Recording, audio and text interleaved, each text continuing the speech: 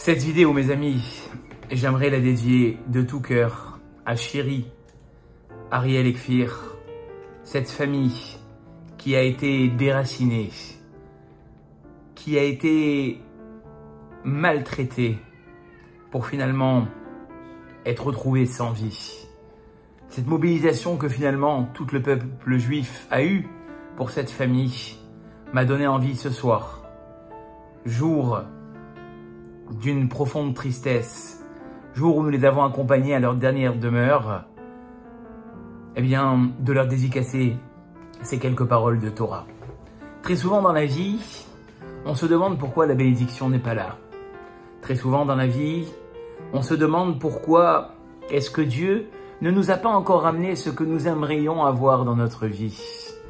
Eh bien, à ce sujet, très chers amis, une histoire qui a été racontée il y a de ça quelques années. Une amitié s'était créée entre une famille de Bédouins et la municipalité de Tel Aviv. Et le maire de Tel Aviv avait décidé d'inviter les chefs bédouins à venir voir la technologie de l'urbanisme de Tel Aviv. Et cette délégation fut reçue en grande pompe dans la mairie de Tel Aviv. Et lors de leur visite de cette mairie, ils étaient tombés sur quelque chose d'extraordinaire pour eux, ce qui s'appelle un robinet. Et le chef des Bédouins a dit au maire de Tel Aviv, « J'aimerais moi aussi avoir une invention aussi extraordinaire dans mon camp. Peux-tu me commander quelques robinets ?» Il a dit « Avec plaisir, je vais te faire livrer 2 cartons dans la semaine. » Quelques jours plus tard, les cartons arrivent dans le camp des Bédouins. Chacun prend vite un robinet, le plante devant sa tente. Et on honore le maire à être le premier à extraire cette matière tellement précieuse dans le désert qui s'appelle l'eau. Et quand le maire finalement appuie sur le robinet, rien ne se passe. Tout le monde est sidéré. Comment ils nous ont livré des robinets qui ne marchent pas?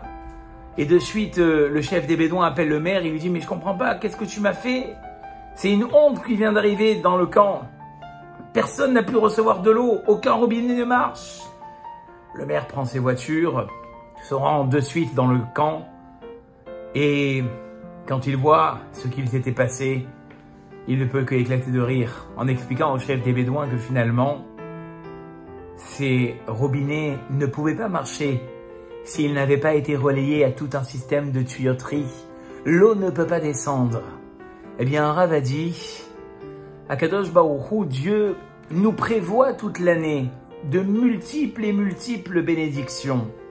Mais pour que ces bénédictions descendent, comme le dit la paracha, le début de la paracha de Bechukotai, si vous allez dans mes préceptes, je donnerai la pluie en son temps.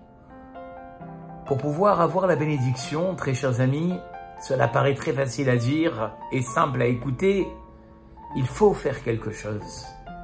Il faut pouvoir montrer un effort, montrer qu'on est impliqué vis-à-vis de Dieu. Et à ce moment-là, toute la bénédiction peut descendre.